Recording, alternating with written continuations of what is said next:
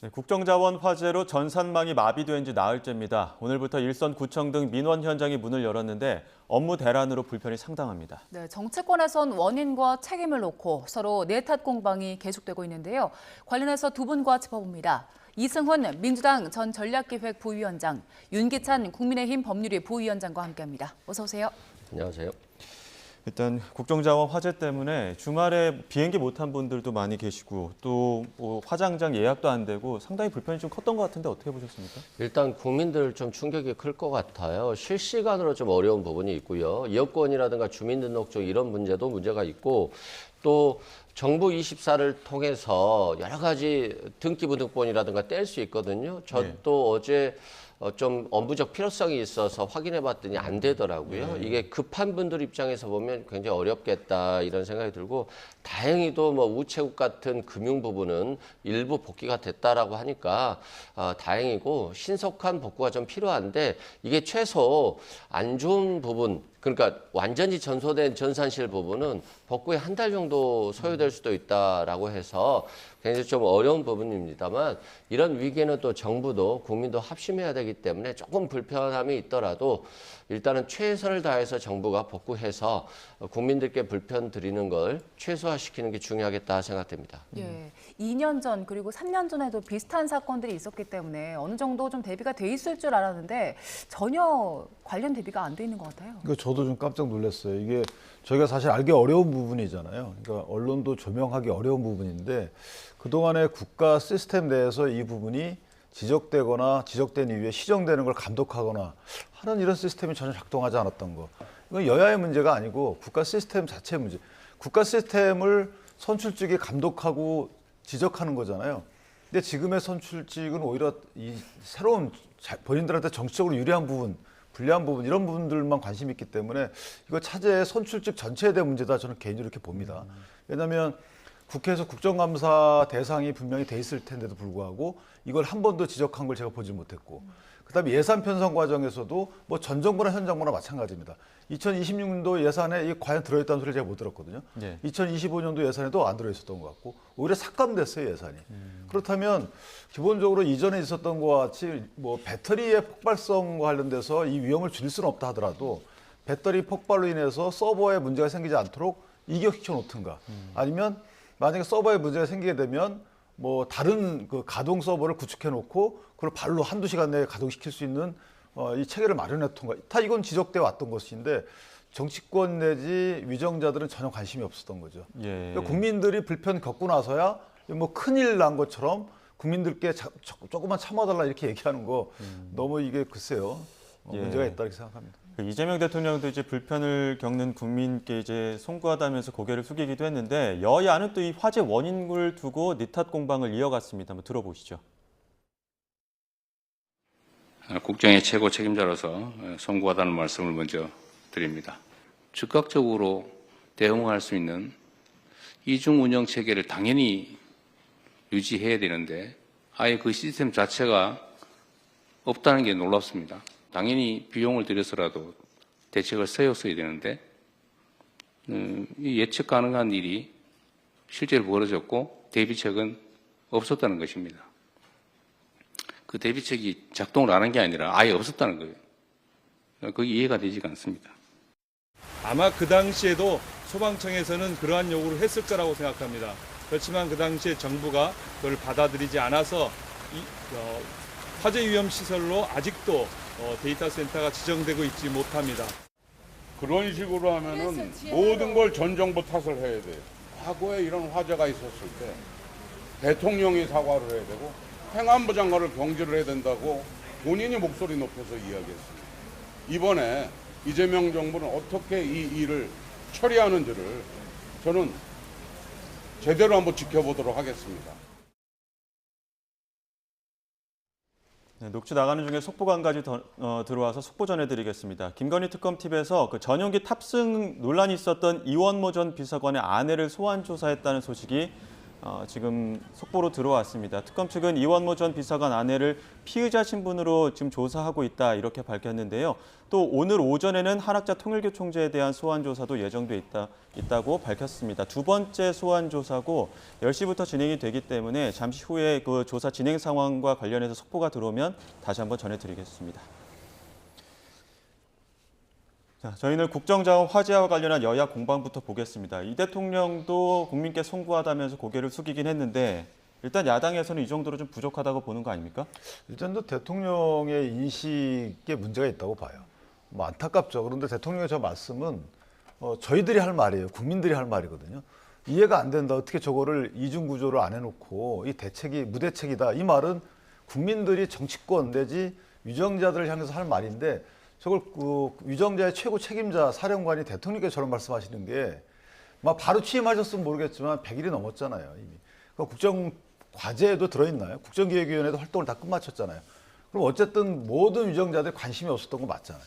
근데 이게 누구 탓이니 따질 게 아니고 현재 이 행정을 책임지고 있는 분의 말씀에 저런 제3자적 화법이 들어있는 것 자체가 저는 납득이 안 되고 저는 우리 국민들이 할 말씀입니다. 오히려 이 예산 지금 예산도 많이 활용할 수 있는 예산들이 있잖아요.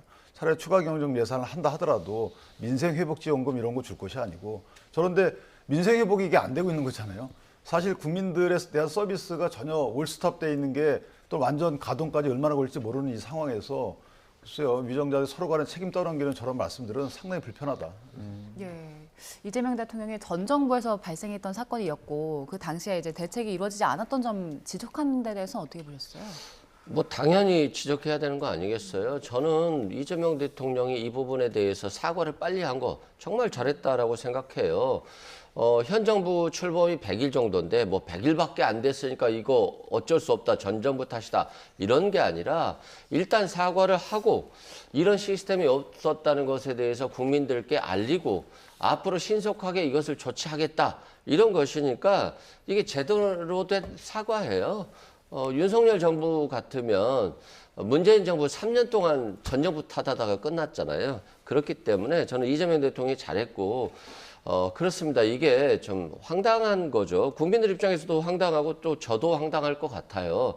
이 국정자원 시스템이라고 하는 것은 국가의 모든 정보가 들어가 있는 거잖아요.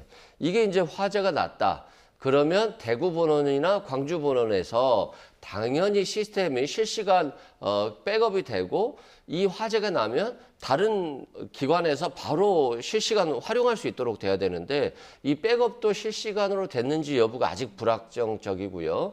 그리고 바로 대구 본원이나 광주 본원에서 이걸 가동할 수 있는 그 지금 역량이 안 되는 거예요. 이건 만약에 아예 백업조차 안 됐다라고 한다면 이게 정말 멘붕 정도 상태가 될 겁니다. 그런데 거의 대부분은 저는 백업은 됐을 거라고 보고요. 일부 안 된 부분은 차차 보완하면 될 것 같고 정치권이 이 부분은 좀 뭐 전 정부 탓, 현 정부 탓 안 했으면 좋겠어요. 이게 실은 국회의원 모두의 문제이고 정부를 이끌어왔던 모든 정부의 문제예요. 이 시스템은 당연히 됐어야 됩니다. 물론 과학적으로 이게 이런 시스템이 안 돼 있었을 때 그때는 어쩔 수 없었던 거잖아요. 근데 지금은 재정만 투자하면 충분히 과학적으로 대비가 가능한 상태이기 때문에 저는 이번 계기로 이재명 대통령이 신속하게 데이터를 백업하고 바로 쌍둥이처럼 바로바로 작동할 수 있는 시스템을 예산을 전폭적으로 투자해서 해결할 것으로 보여지고요. 국회의원들이 그렇잖아요. 기업들이 잘못하면 심하게 비판하고 왜 이것도 못했냐, 왜 이것도 못했냐인데 네이버, 카카오가 전사 시스템 화재로 인해서 먹통이 됐을 때 비판은 했습니다만 정작 이 정부 시스템에 대한 보완을 하지 못했다는 점에 대해서 정치권 전체가 부끄러워하게 생각해야 될 부분이다라고 말씀드립니다. 근데 이제 이거 문제가 있어요. 그러니까 전 정부가 잘못한 부분을 현 정부가 시정하면서 이게 전 정부에서 안 왔던 거인데 이제 시정합니다. 이러면 전 정부 탓을 할 수가 있어요. 그 문제가 있죠. 그래서 정권을 바꾸는 거 아니겠어요? 우리가 필요한데 이 부분에 손이 안 닿을 경우에 당신들보다 다른 정권이 나을 것 같아. 그래서 바꾸는 건데 바꿨는데 그 정권도 똑같았다는 거잖아요. 그러면 어느 분이 사과를 해야 되나요? 미처 저희가 국민적 기대를 안고 새 정부를 출범시켰는데 제가 미처 살펴보지 못했습니다. 이렇게 사과하는 게 맞는 것이지 이게 그동안의 시스템이 전혀 구축이 안 돼 있겠어. 참 나도 이해가 안 된다. 누가 이해를 해야 되는 거죠? 예. 저는 그런 사고방식이 정치인들 말씀에서는 만약에 국민들께 그런 비추어진다면 그건 문제가 있는 거죠. 예. 그다음에 그동안 그 부분도 마찬가지예요. 화재 위험에 대비 못한 것 다 마찬가지지만 실제 이게 시스템이 이원화되어 있지 않다는 거잖아요. 정부가 백업이 돼 있다 하더라도 백업된 이후에 만약에 다른 곳에서 이걸 가동시킬 수 있는 서비스 장치가 없다면 그걸 백업된 걸 갖고 와가지고 현재 여기 대구분원에서 만약에 가동시킬 수 있는 장치가 망가져 버렸어요. 그럼 이거 똑같은 백업의 의미가 없는 거예요.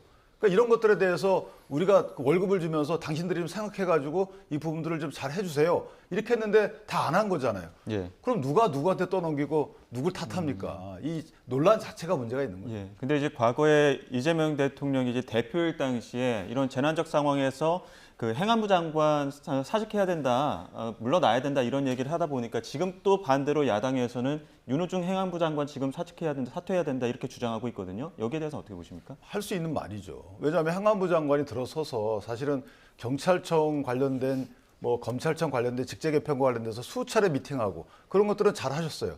그 지지층에 맞는. 그런데 행안부 장관이 지금 100일 넘게 만약에 업무를 수행하고 계신다면 한 번쯤 업무 보고 다 받았을 거 아니겠습니까? 만약에 업무 보고를 못 받았다면 제가 이해를 하겠어요. 근데 업무 보고를 다 받은 상태에서 해당 분야에 대해 업무적 미비점을 파악하지 못했다. 그 문제 있는 거죠. 그런 장관을 저희가 어떻게 믿고 행안부 장관을 계속 재임케 합니까? 기본적으로 이 부분은 야당에서는 그만둬라. 이 업무복을 받고 나서도 이런 문제점에 대해 사전 발견하지 못했으면 자격이 없다. 이렇게 얘기할 수 있는 거죠. 그렇다고 행안부 장관이나 민주당에서 이렇게 잘하겠다 앞으로. 그러다 이런 문제점이 있었다. 내가 업무복을 받았는데 사실 이런 거 이런 경위로 파악을 못했습니다. 그럼 진솔하게 사과하고 이렇게 하겠다라는 걸 내놓으면 그래도 야당이 그만두라고 할 수 있겠습니까? 예. 어떻게 잘못한 놈이 썩낸다고 이런 말 있잖아요. 아니, 뭐 우리 이재명 정부가 잘못했죠. 그런데 이거 바꾸려면요, 예산안을 편성해야 되는 거예요. 그러면 작년 예산이거나 재작년 예산이어야 됩니다. 이 예산을 집행해서 서버를 바꾸고 배터리를 분리하려고 한다면요, 공사 기간이 굉장히 오래 걸려요. 1년 가까이 걸릴 수도 있어요.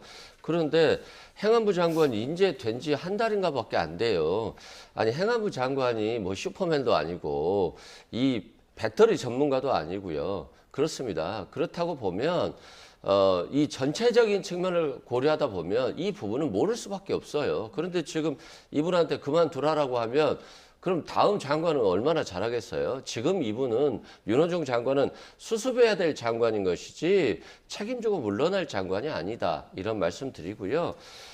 저는 이 부분과 관련해서는 전 정부 탓이라든가 현 정부 탓 안 하는 게 맞습니다. 이거 자체는 정치권 전체의 문제입니다. 그래서 빨리 예산안 책정하고 그래서 내년 예산안 집행해서 이거 전체를 다 뜯어 고쳐야 된다.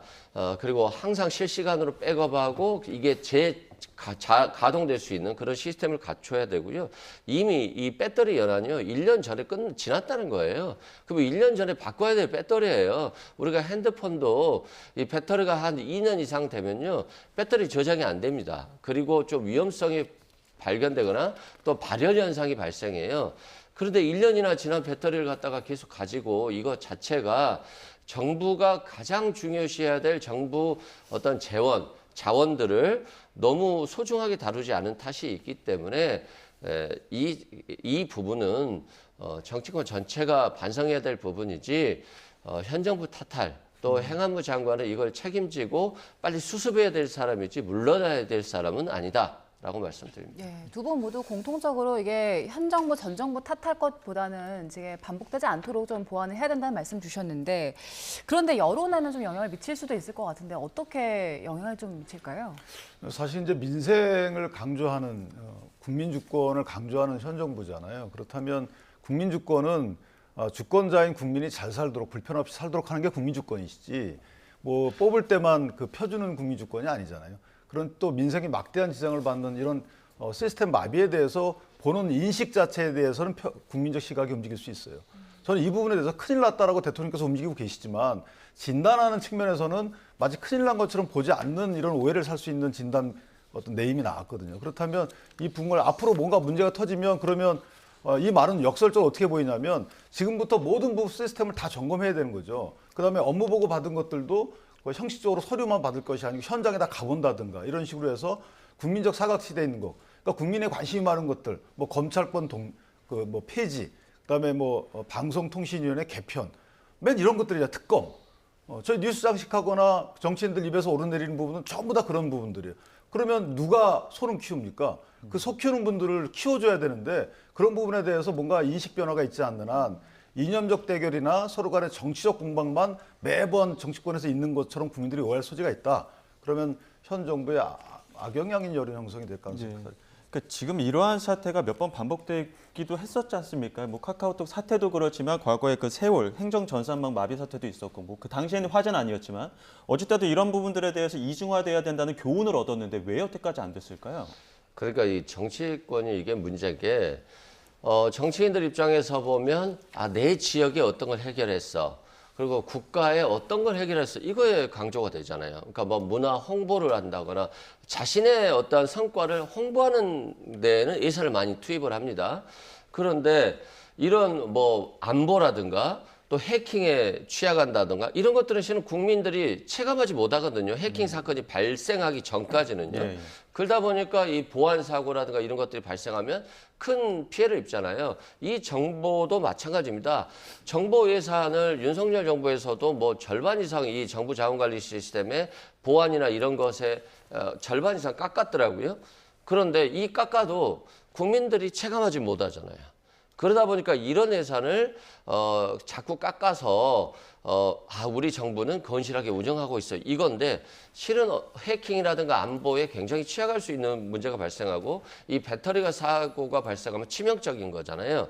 그런 측면에서 우리가 정부를 홍보하는 예산에만 투입할 것이 아니라 이 보안이나 화재라든가 이런 것들이 발생했을 때는 치명적 피해를 일으키는 이 예산도 우리가 좀 되돌아봐야 되고 특히 이번을 계기로 좀 정부가 이 예산은 특히 R&D 예산 같은 경우에 이 예산은 줄이지 않고 확충해야 된다 말씀드리고요. 앞으로 이 지금 왜 정치권이 내란이라든가 범죄 수사에만 전념하고 있냐라고 하는데 그러니까 저도 그 생각이에요. 윤석열 대통령, 전 대통령이 왜 범죄를 저질러가지고 왜 감옥에 갔습니까? 안 가고 편하게 대통령이 하고 국민들 일 보살폈으면 되잖아요. 근데 그거 못하고 어떻게 해서든 야당 때려잡을 생각으로 그냥 범죄 저지르니까 감옥 가고 관련 행정 관료들조차도 다 감옥 가는 상황이 발생하고 이 국가의 어떤 그 시스템이 범죄 수사에 집중되고 있잖아요. 그런 측면에서 이제는 대통령 되면 자기 권력 행사하고 남 때려잡는 데 쓸 게 아니라 국민 민생 안전에 최대한 노력해야 된다 이런 말씀 드립니다. 예. 이게 범죄 수사 관련된 것은 국가 시스템 미리 있죠. 이거를 정치권이 온 진력을 다할 이유가 없는 거예요. 뭐 잘잘못은 재판을 통해서 밝혀지겠지만 수사기관이 없었나? 있었죠. 공수처까지 만들어놨잖아요. 그럼 거기서 하면 될 일이고 매번 뭐 그 상임위에서 불러다가 신문하고 할 이유가 없는 거잖아요. 그거 왜 합니까? 대법원장까지 부르겠다는 거잖아요. 자, 이런 식의 한 곳에 이 국회의원들의 그 업무 능력이라는 것은 100%, 150, 200 이렇게 늘어나는 게 아니잖아요. 그럼 본인들이 어디다 업무 전력을 하느냐에 따라서 반드시 공백이 생기는 거고. 이거는 재판부도 마찬가지예요. 특정 재판부, 내단 재판부에 많은 그 판사를 갖다 써 달라라고 하면 다른 민생사범을 다루는 그 재판부는 또 비게 되는 거예요. 판사를 더 뽑는 게 아니잖아요. 그럼 여기서 뽑아서 여기다 넣고 이게 지금 똑같은 거죠. 국회의원들도 마찬가지. 상임위 활동, 과방위 활동도 마찬가지고. 그래서 이건 행안인지 모르겠지만 과방위하고 연계 상임위를 해서라도 원래 즉각 뭐 불러다 물어봐야 되는 거 아니겠습니까? 예. 예, 말씀 주신 대법원장 청문회 이야기를 좀 해보겠습니다. 내일 조희대 대법원장 청문회가 열리는데 조희대 대법원장이 불출석 의견서를 제출했습니다. 그러면서 민주당에서는 일제히 반발을 했고요. 또 국민의힘에서는 애초에 청문회가 적합하지 않았다 이렇게 주장을 했는데요. 관련 목소리 듣고 오시죠. 대법원의 그 태도도 매우 국민들을 의식하지 않은 그런 행동이 아닌가 이렇게 생각이 들고요. 이번 법사위 청문회가 사실상 국민들 앞에서 소상히 해명하고 또 국민들 앞에서 사과를 드릴 수 있는 그런 마지막 기회가 아니었나 이런 생각이 들고요. 여론이라든지 그런 것을 살펴서 저희들이 대응을 세우도록 하겠습니다. 안 나온다고 해서 바로 고발, 탄핵 이렇게 가는 거는 아니다. 맞습니까? 아직까지 그런 사안에 대해서는 지금 당 차원에서는 검토한 적은 없습니다. 종이들 대부분이나 잘못한 거 하나도 없다는 것을 하늘이 알고 땅이 알고 당신이 알고 내가 알는데 왜 그런 말을 하는지 모르겠어요. 조작된 감성, 변조된 감성, AI로 했는지 했는지 모르지만 그러고 가지고 대법원장을 나가라고 얘기하는 거 옛날 군부정권 때도 없었던 일입니다. 네, 여야 목소리 듣고 왔는데요. 일단 민주당에서는 이거 내용도 문제를 삼고 있는 것 같고 조희대 대법원장이 사유서가 아니라 불출석 의견서를 낸 점도 지적을 하고 있는 것 같아요. 어떻습니까? 아마도 저번에도 불출석 의견서를 냈는데 그것과 똑같은 불출석 의견서를 내다 보니까 좀 아무래도 여권에서 이것에 대한 좀 비판이 있는 것 같고요. 대법원은 항상 재판의 독립을 이유로 이 불출석하고 자신의 의견을 표명하지 않는 경우가 대다수였어요. 그러다 보니까 지금 전직 대통령들은 다 구속되고 있잖아요. 특히 국민의힘 출신 대통령들은 다 구속됐어요, 이제까지. 그러다 보니까 대법원은 전직 대통령도 구속할 수 있고 행정 권력을 통제할 수 있습니다만 대법원장이나 대법관들은 아예 그냥 불출석할 수 있다는 거잖아요. 재판이 독립되어 있으니까 자신은 청문회에 나갈 의무가 없어. 안 나가도 돼. 라고 하다 보니까 오히려 사법부만이 굉장히 성역이 되고 있다. 이런 생각이 들고요. 그래서 행정부 권력 그리고 어떤 권력이라도 국민 앞에 나가서 해명하고 자신의 의견을 표명할 수 있다는 점에 비춰봤을 때 사법부의 독립만을 이유로 아예 해명하지도 않는 그런 모습들은 이제는 좀 바뀌어야 된다. 이게 바뀌지 않으면 사법부가 너무 보수화되고 사법부가 엘리트화되는 것입니다. 그래서 내가 하는 것들은 모두 다 독립을 위한 것이고 중립적이고 나는 무결점의 어떤 조직이야. 라고 하는 것을 보여주고 있기 때문에 이런 부분에 있어서는 사법부도 입장 변화가 좀 필요할 것으로 보여집니다. 예, 그 사유서로 내는 거랑 의견서랑 내는 거랑 뭐가 다른가? 똑같아요. 어떤 부분이 그럼 지적사항인 겁니까? 제목이 다르다 그래서 내용이 틀려지는 건 아니잖아요. 그다음에 지난 5월인가에 5월 달이죠. 5월 달에도 똑같은 사안으로 청문회를 했잖아요. 예. 그러니까 똑같은 사안으로 청문했을 때 불출석 사유 밝힌 내용과 지금 똑같이 될 수밖에 없는 거죠. 어떻게 다르게 냅니까? 내용이 똑같은데.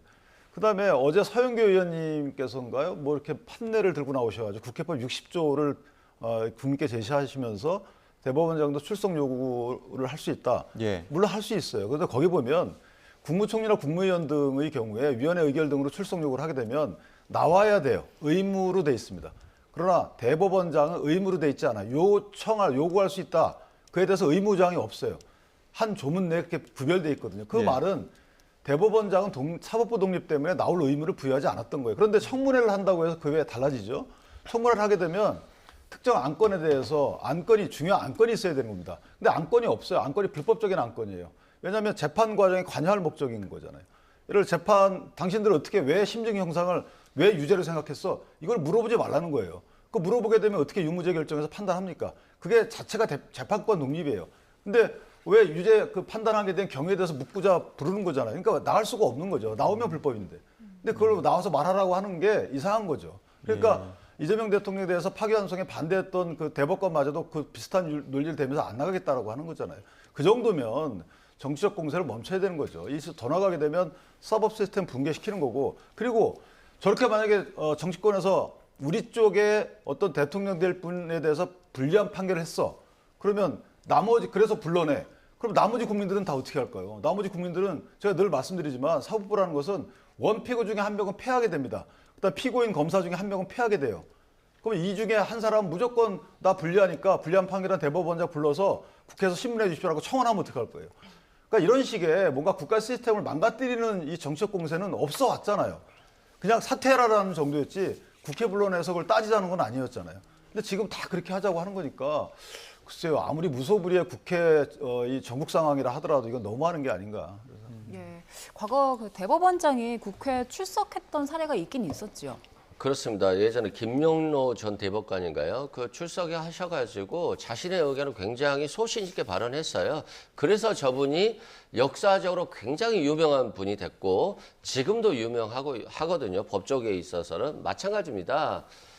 아니 대법원장이 대법관들과 함께 판결을 했고 그게 문제가 없고 지금 여당의 행동들은 사법부의 독립을 침해하는 것이다 라고 한다면 또 오히려 법정에 나와서 자신의 의견을 소신하게 밝히면 오히려 국민들이 대법원을 신뢰할 수도 있는 거거든요. 근데 굳이 이건 사법부 독립을 위해서 필요한 것이에요. 재판의 독립 때문에 나가면 안 됩니다라고 해서 회피하는 방식이 정말 사법부를 위해서 좋은 방식이냐라고 봤을 때는 좀 다르다 생각되고요. 재판의 독립이 있고 재판에 관여할 목적으로 국회에서 그렇게 집요하게 추궁한다라고 한다면 그것도 본인이 거기에 대해서 변명하면서 이건 사법부 침해다라고 한다면 국민들이 또 그에 호응할 겁니다. 그래서 나는 대법원장이고 이건 재판부 독립을 침해하는 것이기 때문에 무조건 못 나가라고 하는 방식이 사법부를 위해서 최선의 방식일까에 대한 고민이 좀 필요하다라고 말씀드리고요. 이번에 국민들이 목도를 했어요. 내란 과정에 있어서 그리고 대통령 선거 과정에 있어서 야당 후보가 결정이 됐어요. 근데 대법관이 파기 재판해버리면 그럼 야당은 아예 후보 자체를 낼 수도 없는 상황이 발생할 수 있다는 걸 확인했습니다. 그래서 대법원이 행정 권력을 침해할 수도 있겠구나라고 하는 것을 봤기 때문에 이 시스템에 대해서도 대법원과 행정부 그리고 국회가 고민해 봐야 될 부분입니다. 예. 그렇기 때문에 저는 대법원장이 굳이 출석하지 않은 것만이 사법부 독립을 위해서 필요한 것은 아니다. 오히려 반대로 활동하는 것도 행동하는 것도 굉장히 중요한 사법부 독립을 위해서 필요할 수 있다라고 생각됩니다.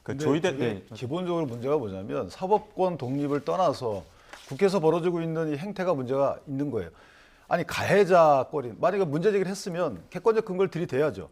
그래서 객관적 근거를 대서 국민들이 볼 때 저거 신빙성 있으니까 대법원장 당신 나와서 해명하세요. 이런 분위기가 아니잖아요. 본인들이 문제 제기한 거에 대해서 근거 없어요. 본인들 스스로 인정하잖아요. 나 뭐 보고 했다, 뭐 보고 했다. 그런데 나와서 피해자 보고 당신 피해 없으면 입증하라고 그래요.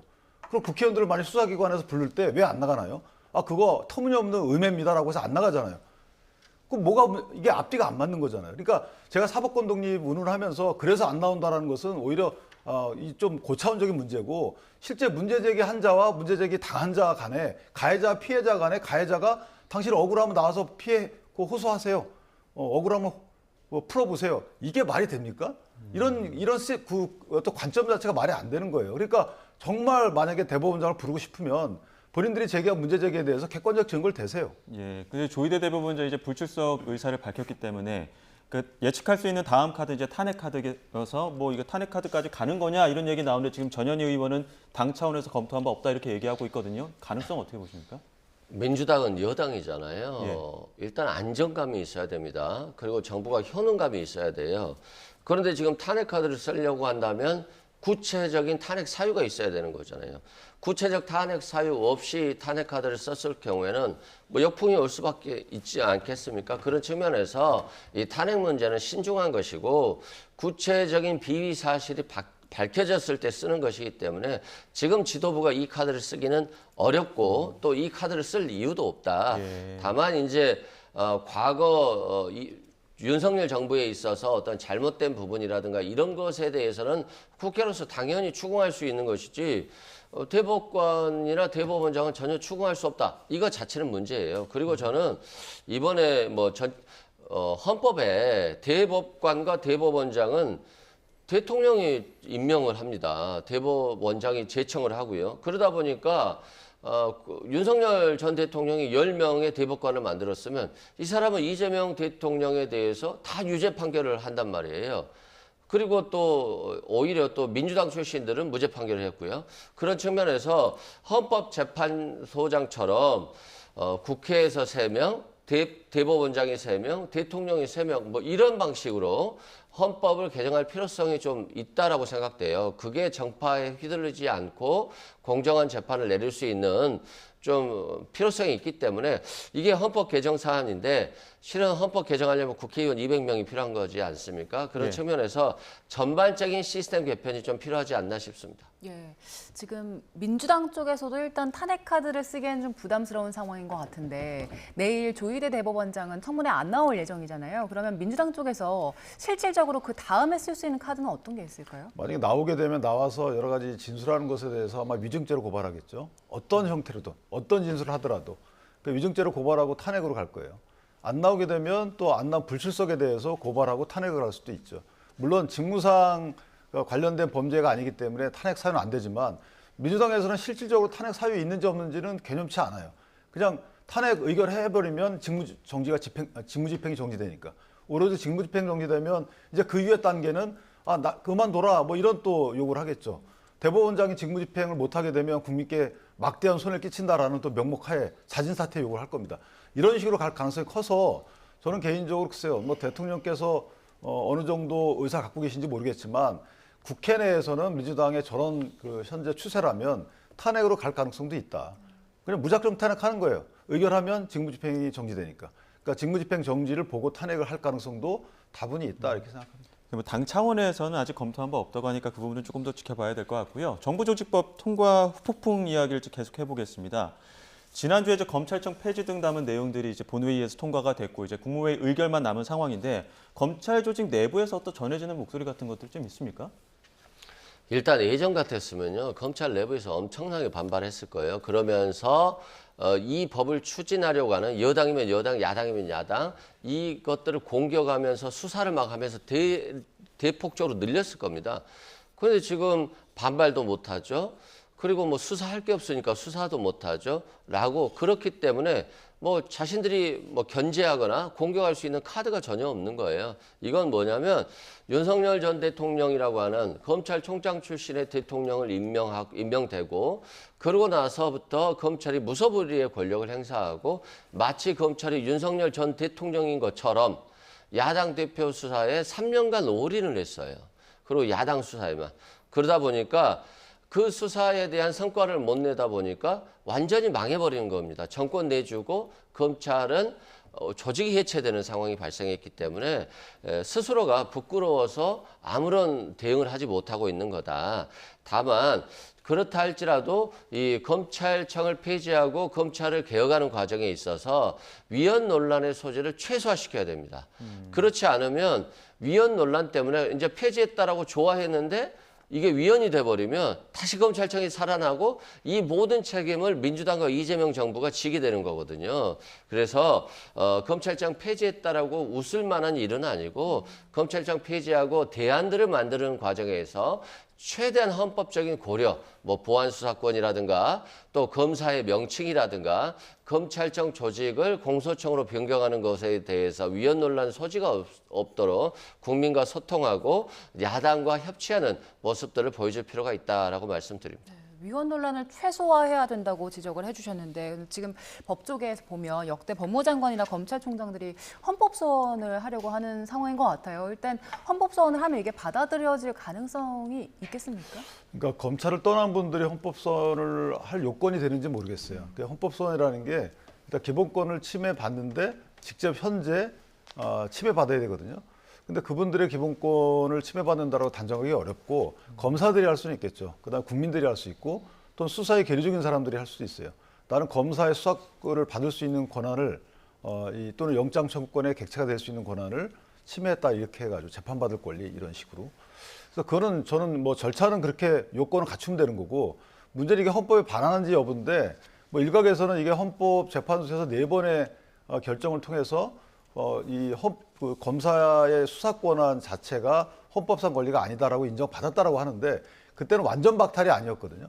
그러니까 수사권을 줄이는 거에 대한 것이었고 완전 박탈인지 여부는 또 다른 문제예요. 왜냐하면 우리 헌법에 보면 영장 청구권은 분명히 있거든요. 검사의 청구에 의해서 법관이 발부한 영장에 의해서만 신체의 자유를 속박할 수 있다 이런 식의 규정이 있어요. 그렇다면 거기에 경찰이 신청한 경우에만 검찰이 영장을 청구하는 게 아니고 검찰 자체에 영장 청구권이 있어요. 검찰이 직접 청구할 수 있습니다. 근데 수사를 안 하고 영장 청구할 수 있나요? 수사를 안 한 상태에서 영장 청구하는 거 불가능합니다. 그러면 수사를 전제로 한 검사의 영장 청구권을 독자적으로 있는 거예요. 그러면 이거는 헌법상거리라고 볼 가능성이 있는 거죠. 따라서 줄이는 건 몰라도 완전 박탈하는 것은 위헌이라 판단받을 가능성이 큰 거예요. 그래서 이건 약간 국면을 달리야 한다는 생각이 들고 네, 또 하나는 국회만큼 무소불위 권력이 지금 있나요? 솔직히 지금 국회는 무소불위잖아요. 그러면 이 국회를 견제할 수 있는 거는 검찰도 그 하나의 수단이에요. 근데 이거를 지금 속박하겠다는 거죠. 이걸 폐지하겠다는 겁니다. 근데 특검은 폐지하지 않아요. 왜냐하면 국회 중에서도 본인의 정적을 향한 수사할 것이 있기 때문에 나를 향한 수사할 것이 올 수 있는 거는 폐지한 거예요. 근데 이 폐지도 만약에 공소청을 만들고 중수청을 만들어 놓아서 다 시스템이 완비된 뒤에 폐지라면 몰라도 1년 뒤에 발효될 걸 지금 폐지하는 거예요. 왜 이래야 되는지 모르겠습니다. 진짜. 저는 개인적으로 글쎄요, 정권의 안위를 너무 지키려고 하는 것 아닌가. 국민적 사법 서비스가 미비되는 것은 전혀 개의치 않고. 예. 또 다른 헌법소원 내용들이 있어서 이 부분도 한번 보겠습니다. 이진숙 방통위원장인데요. 방송미디어통신위원회 설치법에 대해서 헌법소원을 제기하겠다고 예고했습니다. 여권은 역사 앞에 반성하라며 비판을 쏟아냈는데 관련 이야기 들어보시죠. 구멍이 많은 치즈 법령이고 또 저에 대한 표적 입법입니다. 위원장을 정무직으로 정하게 되면 어쩌면 이재명을 위한 방송심의를 하게 되지 않을까요? 또 민노총, 민주당을 위한 방송심의를 하게 되지 않을까요? 소위 민주당의 강성 지지자들인 개딸들에게 추석 위성 선물을 하려고 충분한 협의 없이 이 법을 통과시킨 거 아닙니까? 과거에도 대구시장에 출마하려고 했고 내년에도 출마가 예상된다는 거 아니겠습니까? 그런 가운데서 자기 몸값 높이기 위해서 이런 언론 프레이 뭐 이런 헌법소원 운운하지 말고 자신이 망쳐놓은 언론 미디어 환경에 대해서 사과하고 더 이상 정치에 기웃거리거나 할 때가 아니라 본인은 수사받고 있는 법인카드 사용 문제 이런 걸 통해서 제대로 수사받는 게 먼저라고 생각합니다. 네. 치즈 법령, 강성 지지층을 향한 추석 선물 이렇게 비판하고 있거든요. 어떻게 보셨습니까? 저 이진숙 방통위원장 같은 분은요, 실은 정치하면 안 돼요. 왜 그러냐면 방통위원회는 방송의 독립성을 위해서 최선의 노력을 기울여야 되는 거잖아요. 근데 자기가 임명되고 부위원장과 둘이만 있다가 지금은 혼자 있어요. 그러면 5인 합의제 기관인데 방통위는 사실상 굴러가지 않고 윤석열 정부 때부터 멈춰 있었던 거예요. 그런데 본인 스스로도 이러한 것들을 해소하기 위해서 노력해야 되는 것인데 노력도 하지 않았고요. 또 본인이 방송의 독립성을 위해서 노력해야 되는데 맨날 민주당과 싸웠어요. 좀 독특하신 분이다. 본인이 예를 들어서 법관으로 있는데 맨날 민주당과 싸워요. 그럼 그 법관은 재판의 독립성이 없는 사람이잖아요. 방송도 마찬가지입니다. 방송의 독립성은 정말 중요한 부분이에요. 그래서 실은 때로는 여당과 싸워야 될 수도 있겠습니다만 그건 방송 독립을 위해서 싸워야 되는 것이지 자신이 방송위원회 자체를 사망선고 만들어 놓고 자기의 안위를 위해서 또는 자기가 대구시장에 나가기 위해서 자신의 정치를 위해서 싸운다? 이건 굉장히 잘못된 거다라고 말씀드립니다. 어때요? 그러니까 방송의 독립성을 침해하는 민주당에 대항해서 싸운 거죠. 그러니까 탄핵도 결과론적으로 기각됐잖아요. 그 말은 이진숙 위원장의 입장이 맞다는 거고요. 그다음에 이진숙 위원장을 만약에 정말 잘못했다면 직권면직을 하세요. 그러니까 직권면직할 사유도 없고 용기도 없는 거잖아요. 그런데 이걸 법을 바꿔서 만들어 놓는다? 이사들을 여러 해계문을 통해서 선발하는데 그 이사 임명권은 방통위원장이 갖고 있거든요. 그러니까 방통위원장을 갈지 않고는 민주당의 방송 장악의 이 시나리오가 완성되지 않는 거죠. 그렇기 때문에 법을 만들어서 쫓아낸 거죠. 예. 지금 이진숙 방통위원장은 헌법소원 제기 같은 그 법적 대응을 할 것이다라고 예고를 한 상황인데 이게 실제 인용될 가능성은 얼마나 있다고 보세요? 인용될 가능성은 굉장히 낮을 것으로 보여집니다. 왜 그러냐면 이 방통위가 굉장히 정상적으로 운영되고 있었는데 이 법을 바꾸고 그리고 이진숙 방통위원장을 혼자 쫓아내는데 방점이 있다라고 한다면 위헌이 될 수도 있습니다. 그런데 이진숙 방통위원장 들어와서요. 방통위원 합의제 기관 5명인데 본인과 부위원장 2명만 있었어요. 그리고 이제 지금은 1명 있는 지 오래됐거든요.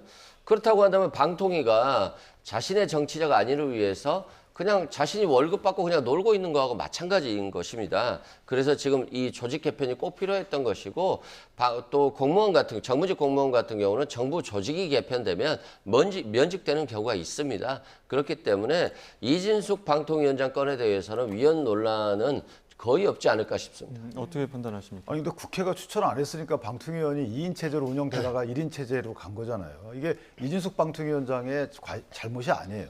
민주당이 추천을 안 했잖아요. 그러니까 이게 완성이 안 된 거고 그렇기 때문에 이건 일부러 이진숙 방통위원장을 쫓아내기 위해서 이진숙 방통위원장이 어떤 행위를 하면 합의제 기관의 요건에 해당하지 않는다 이렇게 주장하면서 계속 공격을 했던 거잖아요. 본인들이 추천을 하지 않아요. 그래서 완성되지 않고 완성되지 않는 상태에서 방통위원 업무를 하다 보니까 아 이거 결격이다 이렇게 얘기하는 거고 그렇게 만들어 왔던 거기 때문에 저 부분은 제가 개인적으로 보면 이전에 방송위원회에서 방송통신위원회 옮겨갈 때 다 면직했다라고 말씀하시는데 지금 정무직 공무원이 1명이에요. 근데 1명 이 정무직 공무원은 제외 이게 조항이 들어갔잖아요. 승계하는데 정무직 공무원만 제한하는데 현재 정무직 공무원은 이진숙 위원장 하나예요. 그러니까 결국 이 사람을 쫓아내기 위한 법을 만든 거다 이렇게 봐요. 네, 일단 이진숙 위원장 행보에 대한 이야기를 좀 해봤는데 방송통신위원회가 폐지가 되고 방미통일로 이제 신설이 되는 상황에 대해서 이게 소관 사무가 좀 늘어나긴 했지만 체질 개선 없이 이거 간판만 바꾼 것이다 이런 지적에 대해서는 민주당에서는 어떤 입장입니까? 꼭 그렇지는 않고요. 요즘에 미디어 분야, 특히 뭐 홈쇼핑 같은 것들 이런 것들을 과학기술방통위원회로 넘겼어요. 박근혜 정부 때. 그러다 보니까 방통통신 규제가 오히려 방송통신위원회도 규제를 받고 과기부에도 규제를 받았기 때문에 이런 것들을 좀 해결할 측면이 있다. 그래서 앞으로 이 부분도 좀 지켜보면 될 것 같습니다. 예, 알겠습니다. 여기까지 듣겠습니다. 지금까지 이승훈 민주당 전 전략기획부위원장, 윤기찬 국민의힘 법률위 부위원장 두 분과 함께했습니다. 고맙습니다. 고맙습니다.